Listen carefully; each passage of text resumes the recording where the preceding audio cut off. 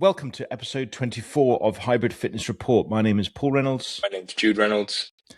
And we have been absent for a couple of weeks, so sorry about that. Some things going on, which is a wonderful coverall, I think, for just it didn't happen for reasons we're not going to go into. But we're back with our weekly podcast, and we've got some races. By popular demand. By popular demand, yes. Are you referring to yourself there? You demanded it and you're popular? Members. There we go. So Jude demanded it. He's popular. I wanted to do it. I'm not popular. And family members are just like, what the heck?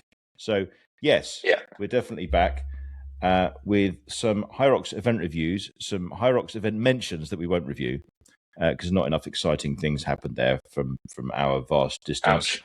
Ouch. Well, quite. But it is, from our vast distance, I think if you were there or close, then it was fascinating and seismic in its relevance to the hybrid fitness community. Perhaps a bit longer today on a training update. Longer for me because I haven't been, and longer for Jude because he has been doing lots of training, getting ready, especially for Glasgow Hyrox events where he's doing a doubles and a singles.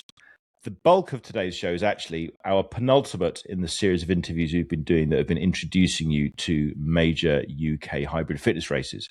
So we spoke with Will and Toby from Metrix, and we'll be putting that on this pod. So we're just going to have a relatively brief intro this time. We've got one more major interview coming up next week. That's with Dean from MacTough Racing. And then we're going to head into our promised series on station by station. So looking at a lot of the classic hybrid fitness racing stations and going into more depth about what they are, how to train for it, what muscles it taxes, why you need to be bigger there and smaller there. And and in sort of conjunction with the fact that we've brought out a bunch of these interviews from other hybrid races, it's not just going to be Hyrox stations 1 through 8. Hyrox would just be sort of a topic within there. Yeah, so obviously a lot of the fitness races riff directly and deliberately off Hyrox. Deca, for example, doesn't do that quite deliberately, and will include some Deca stations, some or all Deca stations in our series. And if you'd like something in there that we haven't mentioned, then let us know. If we really like the suggestion, Jude will do the analysis. If we don't like the suggestion very much, but we feel obliged to do it, I'll do the analysis, which will be more controversial and more brief. Okay, so Jude, hit us with some updates from the Hyrox world. If we do just a sort of a quick recap on Katowice. So how are we saying this?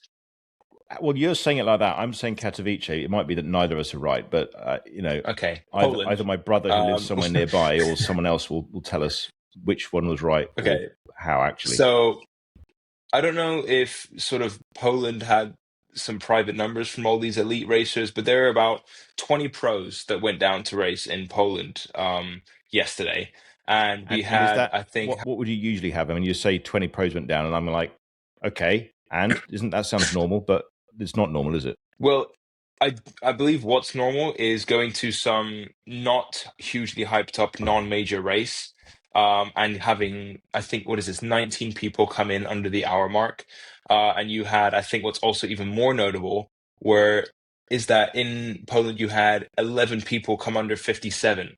So what looks like the old sub 60, and when Hyrox first, or sort of the first couple of years that it came out, everyone's like sub 60 is the thing. Now, if you want to be elite, I think sub 57 is really what you're going to have to do to get any attention.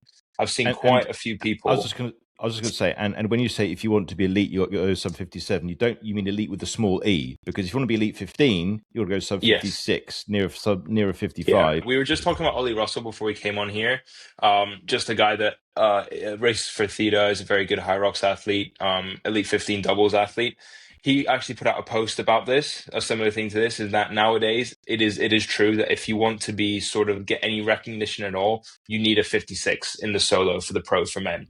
Women, It's looking like 101, 102. If you're getting 103s, you probably won't be looked at. Just like in men, if you're getting 58, 59, you won't get looked at. You probably need a 56. And so you had 11 people in Poland come in at that mark. What do you mean? What do you mean if you want attention? Sort of from whether it be Hyrox themselves or guys at the top of the game. Like if you want to attract attention of anyone that isn't super into Hyrox, and you're like, wow, what do I Right. need? You probably need a 56. That's what I'm trying to say is the new sub 60, is it's improved by almost 4 minutes. So In about 18 months or something yeah, ridiculously yeah. short. So the sport's growing really quickly. And then you had Thomas Tverdik win his second pro race overall win. That is in about 3 weeks. That's really cool. He got 55.04. So I think he solidly put himself up there. Okay. So Which is Thomas cool. is from the Czech Republic.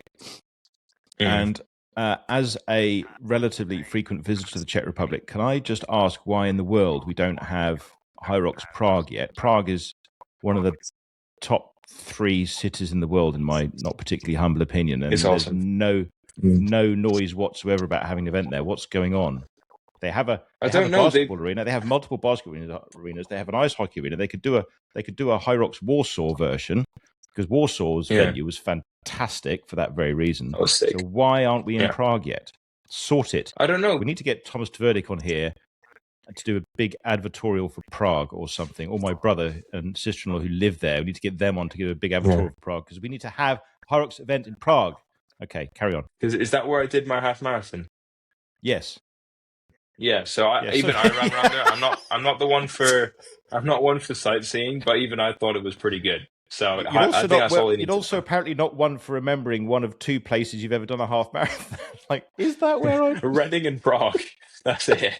Okay, man. But yeah, if you want to sort of move on to from there, our training the past must have been 3-4 weeks I since we've don't been want to move absent. on. I don't ever want to move on to that topic. But are you done on telling us about the sub 56s and the Oh, Hyrox event updates?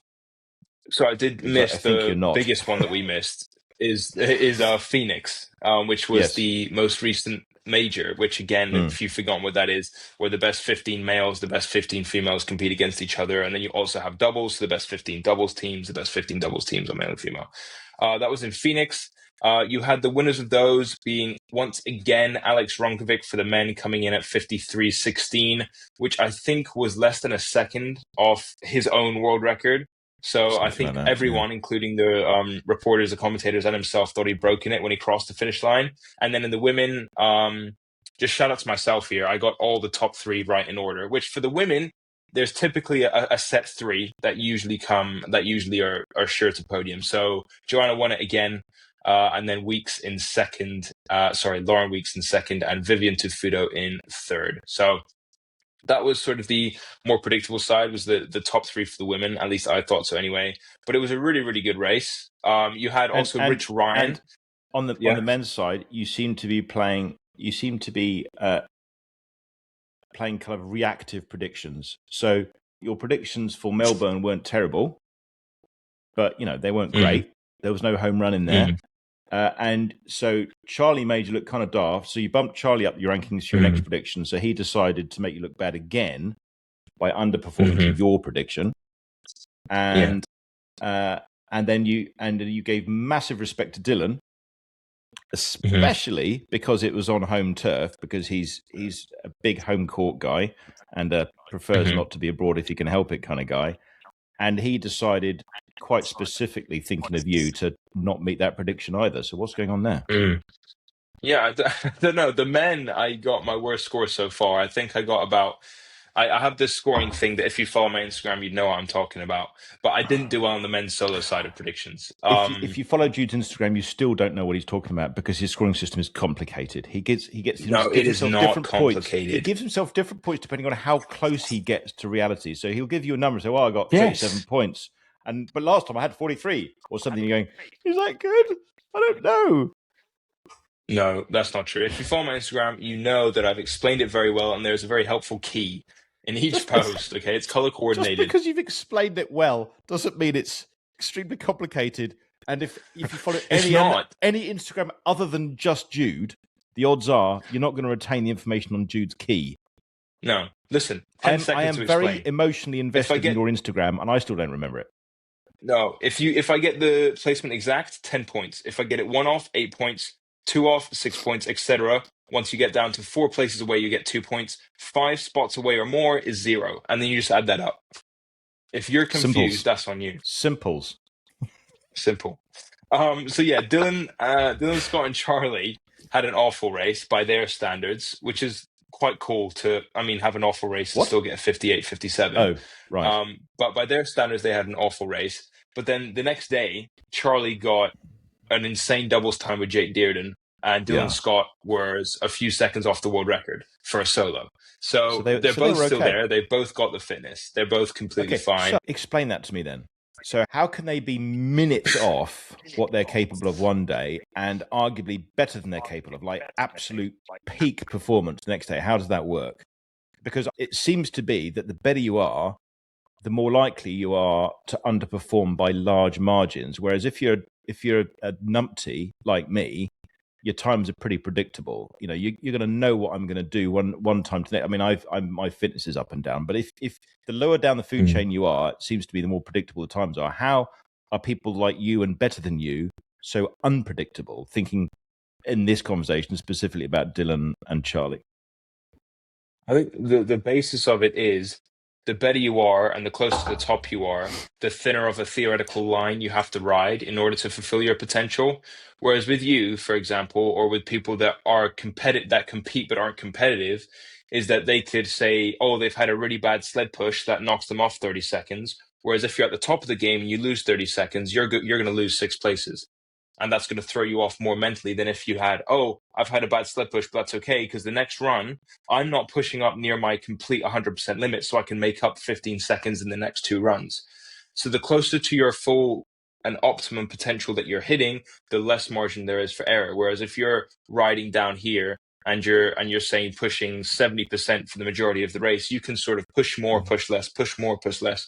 Whereas if you're constantly having to put in 95% effort in order to keep up with everyone and to do your absolute best, which is what the best in the game have to do, the more time you lose, the more that's going to get in your head, because the more that's going to affect your race. So if you're riding at the top, if you're competing at the top, 30 seconds can make a difference from first to 12th, and you know that. Whereas if you're competing against yourself, you have time to make up everywhere. Yeah, I mean, not thinking about places, but just thinking about time. So the key is basically I'm running at 75% effort because I simply don't have the fitness level to run at 95. Whereas ideally you want to be running at 95. And if you're running at 95, you can go up to 96 to try and make up for a bad sled push. Whereas if I'm running at 75, theoretically I could go up to 85 for the next thing and then come back down again for the rest of it and might possibly get away with it, right?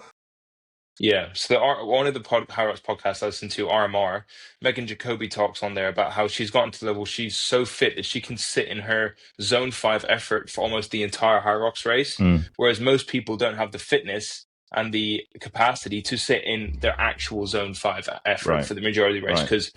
And also another thing is, 30 seconds when you're running the race in 53 minutes compared to 30 seconds when you're running the race in an hour and 40 minutes is not the same. It means a whole lot more when you only have 53 minutes to make up, whereas when you have an hour or more of that to make up. Okay, so maybe. Istanbul needs Guadalajara and Vienna. Any big stories coming out of those? No huge stories coming out of those, to be honest. Nothing. I mean, you had a few really good times, as you will always have at any race nowadays, but Guadalajara in Mexico still hasn't had a time of under an hour. So you had Pelayo, who's been back from injury for a while now, the current doubles world record holder for the men, who was back, won the event in a little over an hour flat. So that's what was interesting in Mexico, at least, while we were gone. Isn't that an altitude thing? Isn't Guadalajara way up high? Yeah. Right. Yeah, so there is a good reason for it, is that they're racing at a huge altitude. But the 2 events going on right now are Vegas and Katowice, where I think the most notable thing to come out of that is Hunter and Cole race, who are both Elite 15 athletes. And Hunter and Cole were 20 seconds off the world record, I believe, where I think a week or 2 weeks earlier in the major, Hunter and Jake raced and were about 4 seconds off. Equally, the guy that Hunter just raced with Cole raced with someone else called Alan, who were 12 seconds off. So you've all got that group of sort of doubles athletes who are some of the best in the world, all going for Rich Ryan and Pelayo's world record and missing it by no more than 20 seconds. Next season, as per the new doubles rules changes, you're going to have to race with someone from your nationality. And so none of those guys are going to be able to race with each other, which will be super interesting. Also, an interesting thing with Cole is just actually that he's very interesting because he's got such a nightmare of a background. I just started seeing his times as a newbie and thinking, oh, wow, it's someone in Jude's age group who's just coming through and he's amazing. He's 33.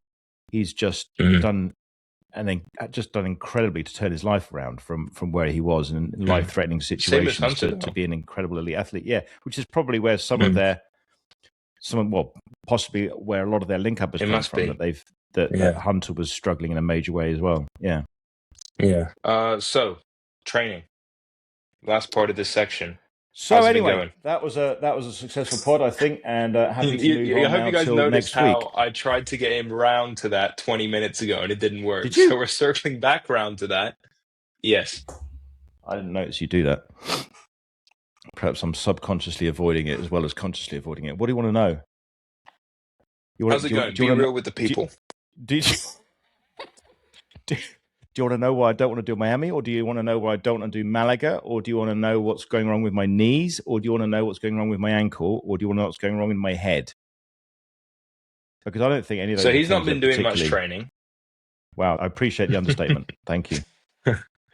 Yeah. So are you doing Miami or not? Because we've got Miami. Okay, so here's the thing. I was a bit injured going into Hyrox Vancouver. Set my massive PB anyway because the bar was low. And then it just didn't get better. So I have a problem in my right knee, also my left knee. Not tremendously awful, but I had some tests done and I've got some issues in both knees and I'm hoping to get some treatment on that. Then I started getting a flare up in my left ankle, which is the problem that stopped me marathon running. It was excruciating pain in my left ankle based on a whole load of junk in there, some growths based on a very bad break 25 years ago that was just made the whole thing a mess. And also just the natural low coming out of a race. I had that, but I was also a bit hurt.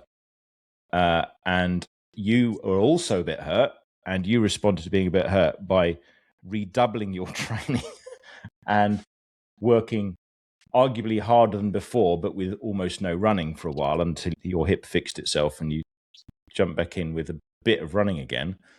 Whereas I just kind of had my various other issues of eating too much kind of jump in to join my general low.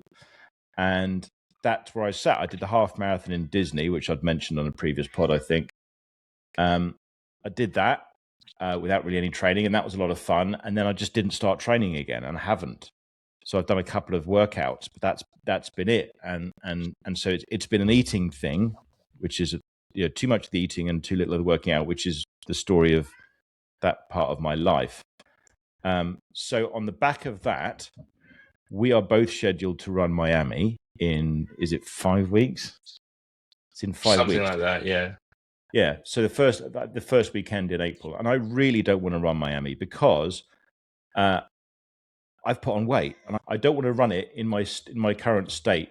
If I started training really hard right now, or whatever really hard is when I haven't been training much for a long time, 5 weeks of training is going to get me to a place of being slightly less dreadful.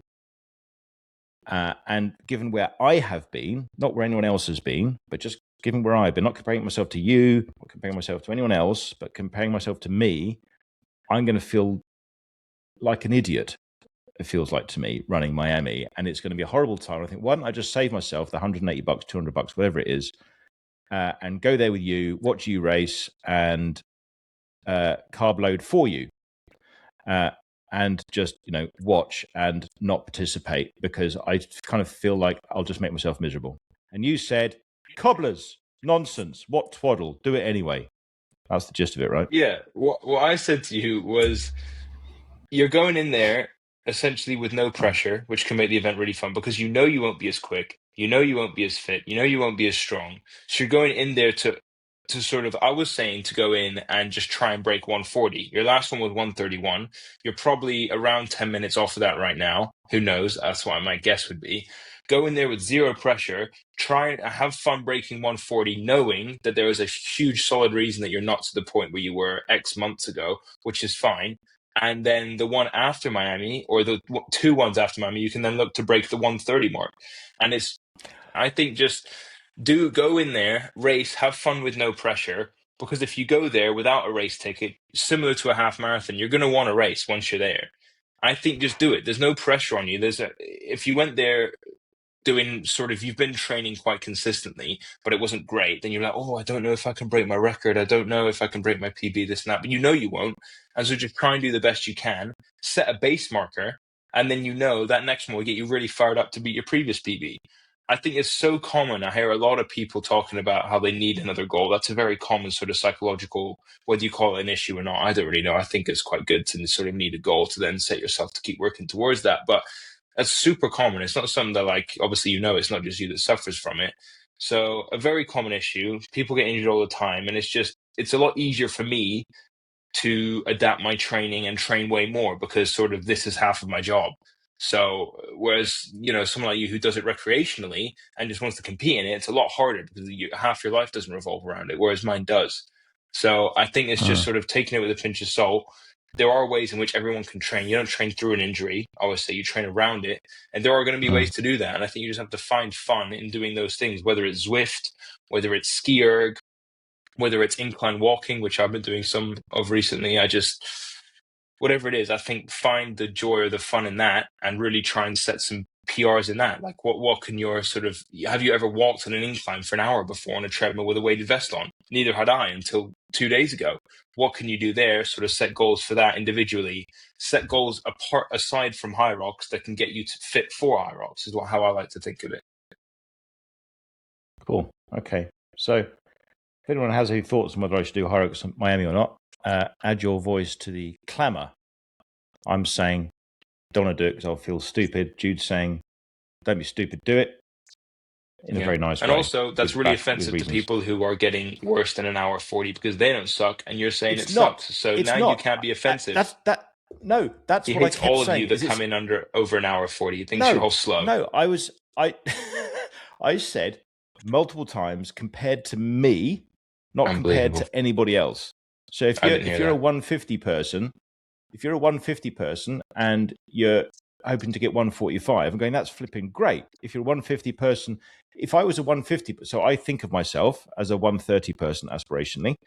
If I was a 150 person and I'd kind of backed off the training and eaten too much and was looking at being over 2 hours, I would feel the same way I do about being an aspirational 130 person who's looking at 145 or 140. I'd be like, do I really want to be doing this to myself just to post for me, bad time? And being overweight and out of shape doing Hyrox is a recipe at my age for bad things to happen as well. There's the whole try not to hurt myself element of this as well. But I mean, I think still do Miami. And I think just remember the feeling that you had when you trained and you worked and you got the 131, and then just imagine what it would be to get a 129. So just search for that feeling again. It's there. Yeah. Okay. Right. Yeah. Well, do you have anything else for us before we give our respects that are due to WoDLETE and segue onto the interview? Do we have anything else? I think it's time. For the good people. It is time. So that has been the intro, the extended intro to episode 24. I hope you enjoy the interview that we've got now with Will and Toby from Metrix. Just to say and remind you that this podcast is sponsored by WoDLETE, founded by an Ironman athlete with a passion for functional fitness. WoDLETE clothing is designed to be with you throughout your fitness journey, from starting out to competing, from beginner to elite, and with clothing and accessories to help you on your journey. Go to wodlete.co.uk. That's WODLETE.co.uk for global shipping and free delivery on all UK orders over £50. Use HFR Pod 20. Use the code HFRPOD20 at checkout for 20% off your order on the still extremely relevant and very attractive winter clothing before they get to their spring range. I'm not sure anyone can imagine WoDLETE releasing their spring range yet because spring feels like years away, but it's coming, as is their spring range. But for now, indulge yourself in some more WoDLETE winter clothing. Thanks very much for listening. I've been Paul Reynolds. I've been Jude Reynolds. Speak to you soon.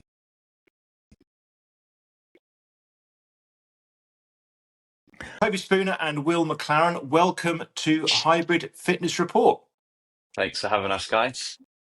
It's great to have you guys on to chat about all things Metrix. The co-founders of Metrix, is that right? That is correct. Yeah, myself and Will.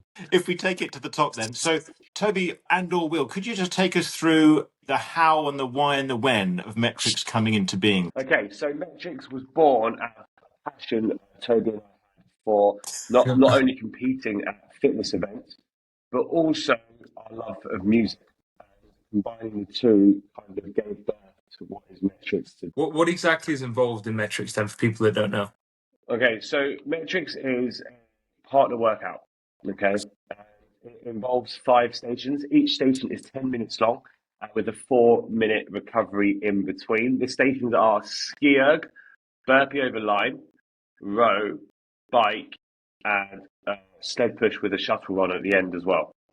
So you can split it up however you want in your pair. So there's a bit of tactics involved. Each station is scored separately, 1 to however many people are there. The lower number you get, the better score at the end. It means that across each station, you have to work to your maximum amount of effort. Because we had it where when we're looking at it and when we're programming and we're planning it, we say, well, it's a lot easier to get distance on a bike erg than it is to get one rep on a burpee. So therefore, you may look at it and go, okay, right, I'm going to go really, really easy on the burpees and I'm going to absolutely cane it on the bike. Whereas this system means you have to push yourself and work as hard as you can across each of those 5 stations. And then, like those 5, again, a lot of thought went into why those movements. Basically, we wanted to create something that you can get loads of people through and you can mix who's competing at the same time. So you can have double males together, you can have double female, or you can have mixed all going out in one wave together. So by doing it that way, we didn't have to adjust weights because we've got a very light sled. So that didn't play into there.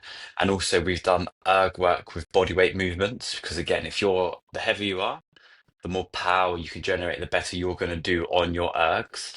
So by having the burpees, that's going to favor someone who's a little bit lighter.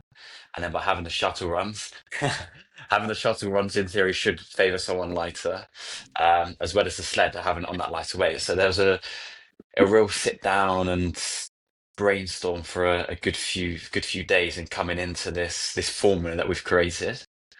So what was the gap in the market? You can look at bits of CrossFit and you can obviously see elements of Metrix and all of that. And compared to your kind of classic modern kind of slew of hybrid fitness races, you have breaks, which none of them do, at least you're not supposed to. What was the gap that you saw that you thought that's what we want to be doing?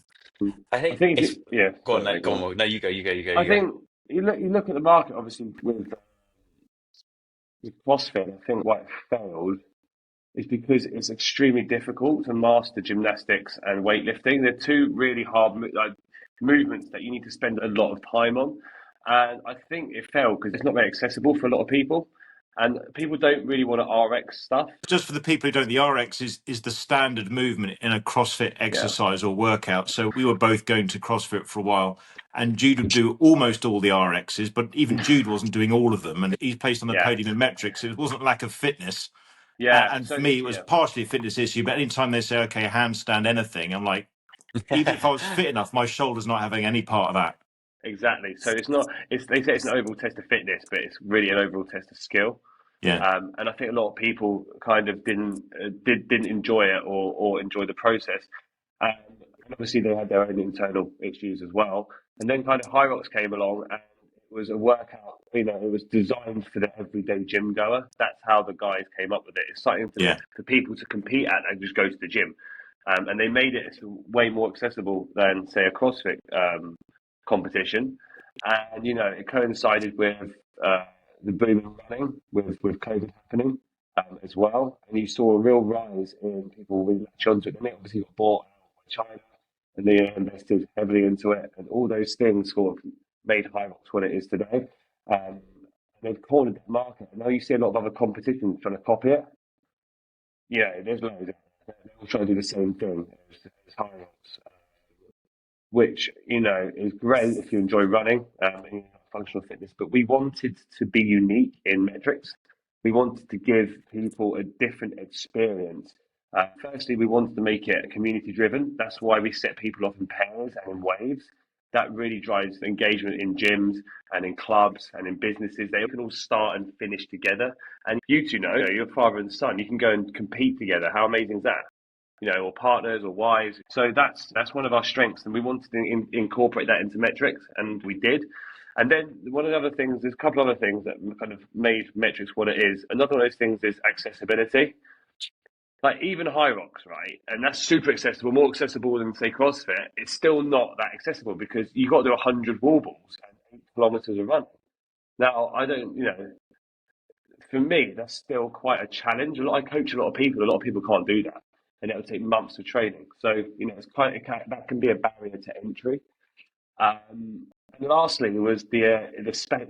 We have to really think about. We have these ridiculously amazing locations. We do these competitions in, and the space is a factor. We've got to be able to have people in a room working out in an order that doesn't people climbing on top of each other or lifting heavy weights because it's dangerous.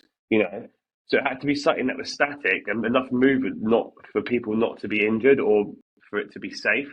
So that also played a massive part in the reason we chose the exercises we did. But all those things together gave us Metrix. And, as I said earlier, like the incorporation of music was a big part of this. We wanted people to enjoy the music and production while training. Because you go to any other fitness comp, it's always like a last thought and it's not really part of the actual event experience. Where Metrix, we flip it on its head and that's very much part of the experience. And it's very much an experience you'll never forget.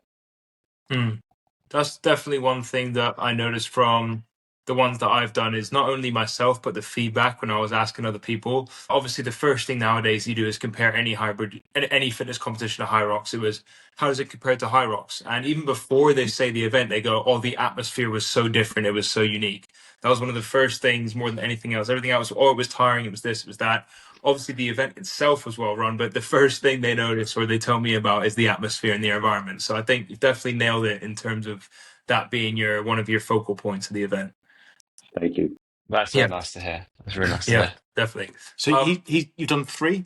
Yeah, I did 3. You did a solo one, though, didn't you? Yeah, I was going to ask with that one because my first one was a solo, and then I've done 2 doubles. Why did you take out the solos? Why? He was very upset. Very upset. Is that more logistics, financial, or what was that? I think it was a mixed bag. For our first one, because we were launching, we had a lot of feedback, people asking to have a solo option. So we thought we'd trial it at our first event, and we had a bit of an uptake, but we didn't have enough of an uptake to really warrant pushing it out further. And then what we found when we did our first event is that, again, that community element was so important to Metrix as a brand, and we want to try and build out that community as much as possible. So what Will touched on earlier is being able to do the workout as a 2, but then also train as a pair. And then also the whole wave situation is we didn't start out thinking this, but as we've developed, we've realized it's such a big play in the sense of we can go to a gym and a gym can book a whole wave, which is 80 people, and they can all come down together. So we saw that as again, building out the community piece, and it just makes that's total sense just to really anchor in on that. I'm not saying that we will never do single element again, but for now, we're really trying to hone in on that whole bringing people together, doing it as a pair. And kind of one of our slogans that we've developed is started together, finish together, which we're trying to hold. That's one of our mantras that we're really trying to stick to as we grow across the next year. Speaking of growing across the next year, what are your plans for 2026? You can tell we're very passionate people about it. That's why we keep shouting over each other when we're doing it. We're speaking. We have big ambitions, but we're also very realistic. I said these events, they take a lot of time, a lot of effort, and we're a very lean team. We started 4 of us, myself and Will, and then Arthur and Luke, who've kind of built out the last 9 months of work, and we're building out tech element, and we're bringing in people who we think are a great fit for us. We've got, in terms of events, I don't know, this is where Arv would be really good to come in here because she'll probably hit me on the wrist and say, don't say this, don't say that. But we're building out our calendar for this year, and we've got penciled in 4 events in the UK. Now, I don't know if we can actually say what those events are yet, but So I don't think I'm going to say because I don't want to get myself in trouble. But we want to do 4 events in Will's the like, UK. shut up. Yeah. And again, we've had loads of interest from people internationally. But it's again, we're very passionate about what we're doing, and it's about making sure we partner with the right people and we're in the right places so we can hold true to kind of that the Metrix brand that we want to create. So we've got lots of conversations about international events, but behind the scenes, I didn't realize when we first started, it takes a lot of work to really Right. iron out the how we do that because the Hyrox is a model. I think they did loads of licenses and they went Yeah. hard and fast, and then they're trying to bring those Like Deadly licenses Dozen back. does. Get Exactly. affiliates and just get franchise opportunities. And it's worked Yeah. really well for them, but obviously they don't have as tight a control over what happens at the end. They have tight formats and profiles as to what's supposed to happen, but they basically try to find partners they trust and let the partners get on with it. Yeah, So exactly. So that's you're going more for a central. You want to be doing the organising model rather than that. yeah, that's definitely something we're sitting on at the minute. But again, it's like it's not, we haven't got like a one size fits all kind of Right. approach. So we've got various conversations going on. But the big thing is that we want to go hard and fast, but we just need to be very strategic with it. And we've got a big play with tech as well, which I'll let Will talk more about because that's his bag. The music is going to get bigger, the production is going to get bigger, the experience is going to increase. People, it's going to be, it's just going to get wilder and wilder because we're just at the base at the moment to start. And as we grow, we can put on bigger shows. It's just going to get more spectacular. And the music, the DJs, and we're just right at the start at the moment. But where we aim to get to is going to be pretty overwhelming. Um, when you're doing these competitions, and hopefully we can bring in artists that kind of can relate. I think the Netherlands would be a great stop for you. I mean, that's kind of like outside of the UK, it's like the home of EDM, really, isn't it? Yeah. But this is it. Like we're at this perfect pinch point where yes, we're a competition, and then because we're so passionate about that competition element, we will always be a competition. But we can also pivot into sports entertainment as well with the music and with the production, which is our big USP. And I think one thing, kind of when you're talking about our USP before, is that me and Will have done lots of other fitness comps. So we're not necessarily trying to be different to other comps, but we're trying to pick the best parts of each one that we've done and then create this into one amazing kind of spectacle for people to do. So there's elements of Hyrox that are amazing. We did 70.3. I can't remember if it was last year or the year before, but the whole recovery post-race things you get with an Ironman is unbelievable. You come in, you can get food, you get massages, you can have a shower, you can do this, you can do that. So at our events, we're like, right, okay, like we want to make sure people can stay there. So we've got showers. You can then have access to a massage. You can grab food. But then also, what turf games do really well is that they have drinks and alcohol, and they have that kind of camaraderie element. So we're like, okay, let's have the option to have beers, but let's also have the option to have protein shakes. So it's picking all of those things that make events work to make it into this spectacle where we can have people stay there as long as possible. Right. We don't like the phrase fitness festival, but we're coming into that post competition where you can stay there 2 to 3 hours afterwards and then meet people again, build into this fitness community and just have a great time. Which is definitely not what you see at most events. Exactly. Yeah. We They're saw. quite keen for you to leave. Yeah. Whereas we actually, just this want was one people of to stay there as long as possible. Right. Yours was one of, I think, the only place other than the CrossFit Games we went to watch that there were ice baths, which I appreciated because I don't normally have them. And then there was, I think yours in, where did I go? The most recent one in England. Was that London? Yes, that would have been London. Yeah. Yeah, you had ice baths there, and I thought that was kind of cool. But I just wanted to sort of backtrack to when you were talking about, so you know how you're saying if you come first across all 5 events, you get 5 points. On the leaderboards, there are Metrix points, and to this day, I'm still curious as to how those are figured out and how you earn a Metrix point as opposed to doing it in meters or reps, for example. Yeah, we actually changed it. That was the first event we did the Metrix points, and that was the guys we were working with suggested it. But we've gone back to just meters and reps now. The last So Manchester and London have been meters and rounds. Oh, okay. So that means, so for example, on the ski, if you get, say 4,200 meters, you get 4,200 points, and if you get 200 burpees, you get 200 You're points. being just ranked. That's the So if placing. there's 100 competitors, you get ranked wherever you can. Oh, sorry, right. So you get ranked as opposed in accordance to your meters, and then you get the points allocated on your placing. Exactly. Yeah. So Right. each time you do one of the stations, you get ranked by how many people there. Ah, 1 to say 100, and then you'll be ranked. So if Right. you come 50th, that'll be your points, 50. And It's that- actually and really that's- good as well because it brings out your weaknesses and your strengths. So Mhm. we had two cyclists that did it, and they absolutely smashed the cycle. I couldn't believe it. I thought the tech had gone wrong, and they did so well on the cycle. They came first. Everything else they were terrible, and they Right. could see them, but they were top of that leaderboard, which was quite cool because they won their Yeah. speciality. Well, that's what, when we were following you and Tony Revel or Revel, when we were following Jude and Tony from afar, and we were watching what events were coming up and seeing where they were placing, and then we found out basically the guys they were going up against were CrossFitters. So I was trying to work out, okay, if a CrossFit guy is doing that, how likely are they to be high up the leaderboard? What's their weakness going to be? And then hoping that they wouldn't do what they ended up doing. So what I like about our competition and Metrix compared to others, so Hyrox is a running event, and the best runners do the best essentially, and you can train the stations, to get a bit stronger. But at the end of the day, it's down to your running capacity is going to make you win or lose. Now with the turf games or FX, they're quite heavily into the strength side of things. The Olympic lifting, they've all been introduced now.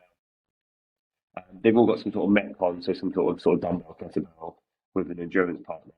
But what I like about Metrix is that it's just the stations. Right? You have the ergs, which is pretty much in every gym, so anyone can train in them. And the stronger you are, usually the better you'll do on the ergs. So having good strength directly correlates to having good power and be able to sustain a power on the ergs, which is I like because that brings the strength element into it automatically. And you see a lot of CrossFitters do well on that. And then you have the burpees where a lot of the heavier lads, like Toby said earlier, it really levels them out. And having that second is a good level as well, because if you're not conditioned well, like say a Hyrox athlete, you're going to fatigue massively on the other stations. And then you have the shuttles and the sleds at the end, which, because the sled's so light, it's more kind of, it's all really aerobic. It doesn't feel like it at that point. It's crazy. It's crazy how heavy that sled feels. I did not expect it. Can we just back up one station? Back up one station, because every time we interview people who almost invariably talk about how proud they are of their burpee stations, Jude has what is, I think, becoming more, not so much a tradition as a policy of lodging an official complaint. I'm just going to accept it at this point. Everyone has them now. I think you just need to state your case for why they're a terrible thing and why they show just horrific bigotry towards tall people. They do. That is true. They do try to squeeze us out of competitions, but that's why they have to row in the ski. Actually, you're wrong, because Why? No, Paul, no. So the guys that won the last burpee event, Jerome and Philroy, are both 6'2". And the rest, they've got to be 250. Oh, we got 10 minutes. 241. And I watched it, and it was one of the most impressive things I've seen. Well, I have 2 whole inches on Jerome, so that makes it. That's the difference of 9 reps. That was the difference. So he got 241, and he's 2 also inches 20 taller. kilos heavier. how heavy is Jerome? He must be like 105, 110, right? Yeah, he's massive. He's a big boy. So is it just that you're really bad and you need to stop complaining about being tall? The second most. It was not awful. It's awful. No, it wasn't awful. No, I think we beat the previous record, and we were in first, overtaking the guys in second, and then the last wave of the day, I messaged Tony on the train back home, being like, "We lost it," and I was like, "No way." But it wasn't. It wasn't that close. We pipped second to be in first, and then we got rinsed, and just got. I was like, "Who are these guys?" And I looked them up, and I was like, oh. "Yeah, we looked them up on Instagram and go, okay, that explains it." Yeah. Yeah, I think you beat a couple of Navy guys, didn't you? What was that? Sorry, Will? Did you? I wasn't asking a question. Like, if you two were gonna, if you do, are you gonna come to the Metrix event in February? We're in Bilbao at that time, unfortunately. Hyrox Bilbao. You do. Right. Okay. Traitors. But what I was going to say, if you two were going to come to the event, what would be your strongest station? Well, we've never been asked a question. Wow. Go on, you tell him. What's our strongest station? The row would definitely be his strongest. Yes, 'Cause I think that's my strongest, and row. even if we took his strongest out of everything, that's his strongest. So definitely the row. Okay. Yeah. What I want to, okay, if you don't mind, do you reckon you two could do a 10-minute effort between you and then send us your score? We'll see we can see where you come overall. We could do that. That's a good one to do tomorrow. But yeah, Jim. How do we split it? No. but How also do we you won't split be it? that fatigued. However you want. However you want. Well, actually, what you should do is do 10 minutes ski, 4-minute rest, 10-minute burpees, 4-minute rest, and do the 10-minute run after the ski and the burpees. Yeah. Then that'll be your score. Well, we'd have to split it 50-50, otherwise there'd be no point. Because if we were to split it to our best advantage, I'd stand there and watch and he'd do 10 minutes. How would you split it?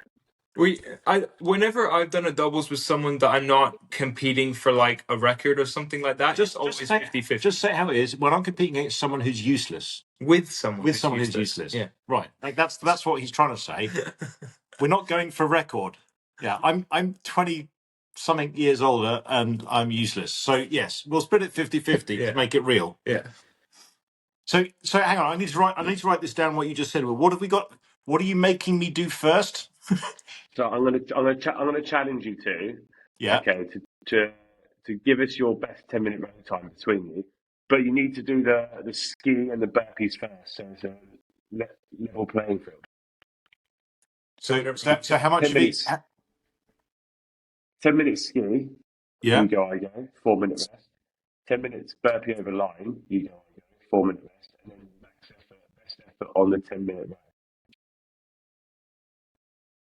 But then I feel like you should send us your ski and your burpee numbers as well, because you might go at like 40%. No. Yeah. 3 burpees in 10 minutes. I'm having that. So I'll give you the good score. A good burpee score for 10 minutes is 200 reps. There's 20 reps every minute, basically. The best, that's between you. That's a good score.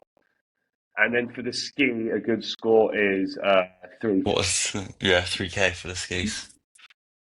And then for the run, a good score is 3K as well. The best score is about 4. So 3.6, 3.7, I think it is. Is that taking into account an old useless person doing half of it? I don't know if it is. I mean, maybe 2K then.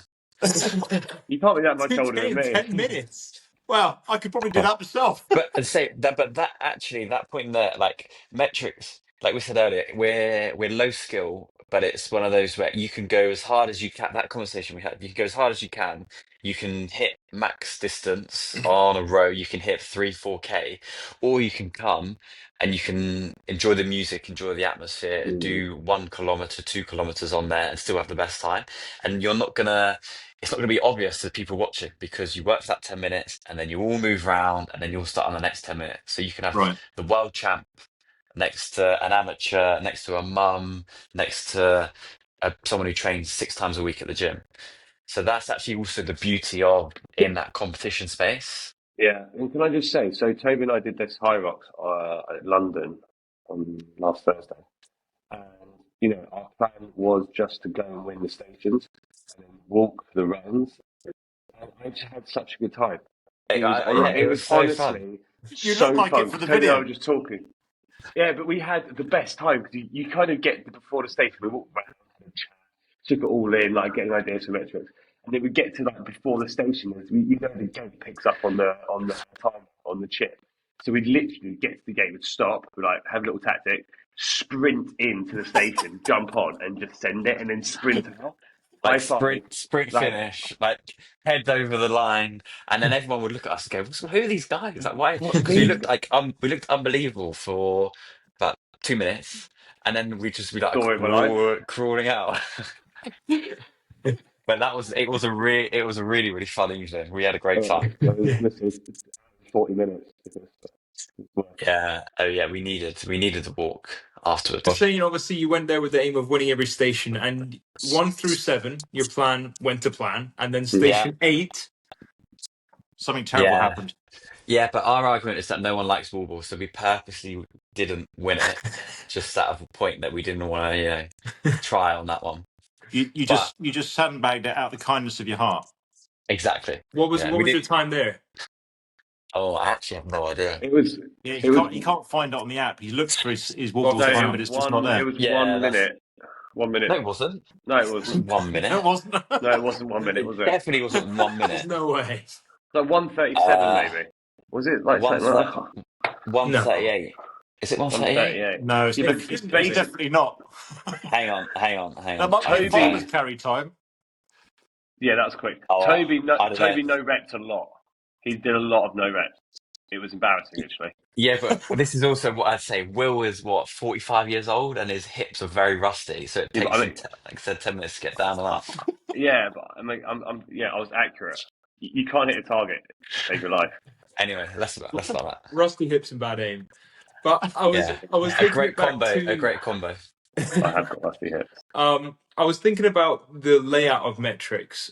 So when I've been there, obviously you were talking about how you can have, a world record holder and, a mother of 3 who doesn't really train in the same group and train together. Well, you could have a world record holder who is a mother of 3, which is what Tia will be in a few years. You could, yeah. So Tia Claire Toomey and just a regular person training next or racing next to each other.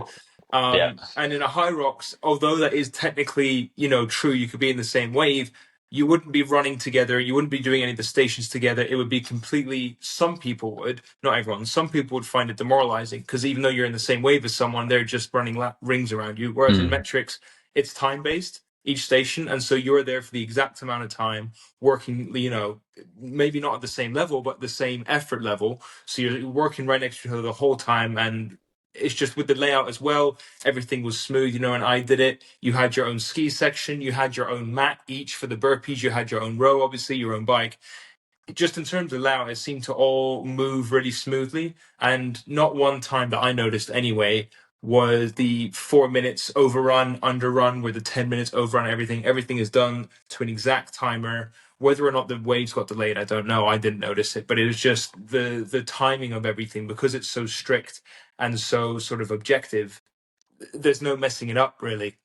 And so it's just, I'm assuming from that standpoint, it makes the organization a lot easier, because no matter how far you've gone, you move on at this time. Yeah, as long as you start on time, you're flying.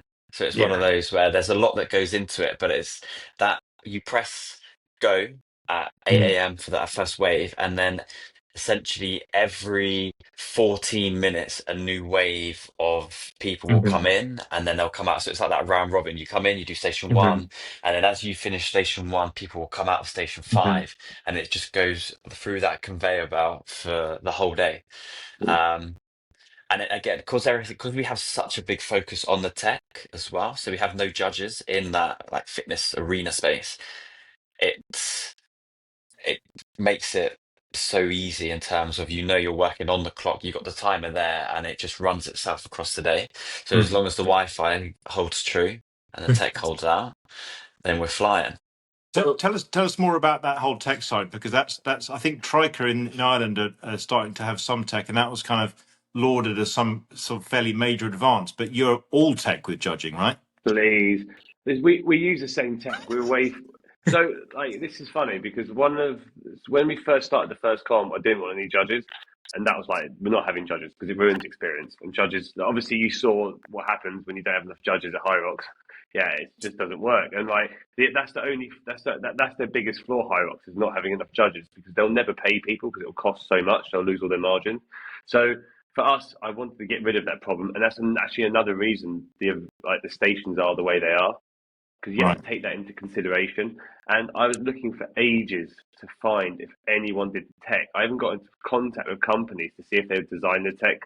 And then I remember going into a gym, and one of the lads says, "Oh, we used this for this last event." I was like, "Oh," and it was these guys that they use called WoDLETE, and they use the iPads on the Concept 2 monitors. to track. They can sort of put up their own metrics through the Bluetooth. I was like, this could work. And then I got in contact with Chris there, and I was like, mate, can you do this for burpees? And he's like, yeah. So they designed the whole thing for the burpees for us because they had motion capture, so that we managed to get the motion capture working, and then we linked. We came up with the format to link all the iPads up so we could do live leaderboards. But we were definitely the first competition to do that. TriCoFit obviously copied that, and they're a rip off from Hyrox anyway. So there is absolutely nothing original about them. It's just rebranding. Fair play. So our plans with tech. So this is gonna be our like trump card. I don't want to say too much about it because it's just gonna, it's gonna put us in a different league compared to everyone else. And it's something that runs in our DNA, is the tech side of things, and something we're going to lean on massively going forward. We've built an insane tech team with some of like the youngest amazing developers out there, and it's gonna be the next the next runner, hopefully. But in functional fitness. Yeah, definitely excited to see that. I just sort of had two questions to close it off. The first one is, you were talking about the lack of judges, just because it takes away that sort of debatable element of it. What's the word? Subjective element of it. One thing I noticed in London when I was there was, obviously, because 99% of your event you don't need a judge for, because there's a monitor there and you can't do more meter, you can't cheat a skier, you can't cheat a rower, etc. The one thing I noticed were people who were pushing the sleds. Obviously, at the end you have 5 minutes of sled pushes, 5 minutes of shuttle sprints. You can't fake the sprints because you've got to touch the iPad. It doesn't come any closer to you. The one thing I did notice was people pushing the sled and leaving a gap of like 5 meters before the iPad, running the rest of it, touching the iPad, then coming back to the sled. How are you planning to change it so that doesn't happen, or are you not too bothered about that? Yeah, we're going to change it so everyone has to leave the sled in the same place. And we have had these wave leaders, so it's their job to brief the athletes before they start the station. So that's kind of their role as well. But yeah, we've worked on that. We figured it out for the next event in London. Nice. Good question. And then next to burpees, that would be his big, concern, I think. The other one was on the saving your scores, because I know some people, I haven't done it yet, but I know I probably will at some point. When you finish your station, your scores on the iPad, you have to press save and exit and go to your next station. I know some people that haven't done that, and I'm not sure if their score transferred anyway.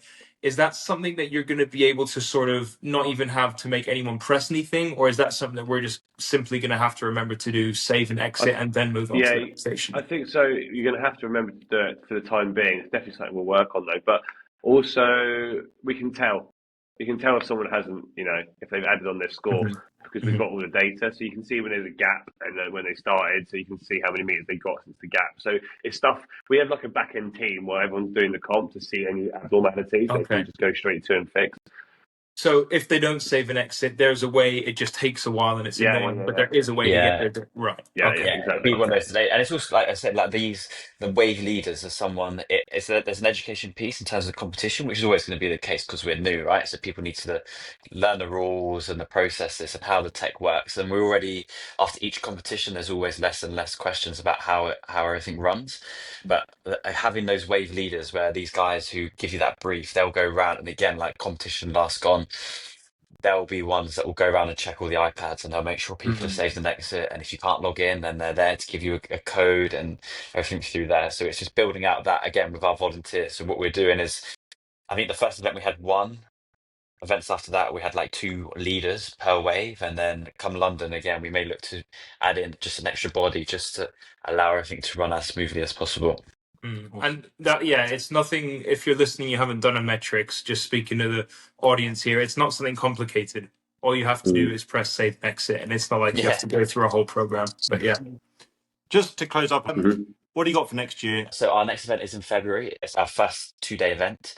And then, like I said earlier, we're looking to have 3 more events in the UK across the year, One of those will be in London in the back end of the year, like we did just gone. And then there are 2 other locations that I won't say because Will shook his head earlier when we spoke about it. We're trying to create a different experience for people. So we've got some cool brand partners coming down and some other experiences and kind of internal things behind the scenes to elevate the experience for people. So it'll be cool. Brilliant. So, Will and Toby, thanks so much for being on the pod. Thank you. It's been great to have you on. Guys, thank you Thank so you much. so much, guys. Great Thank chat. you very much.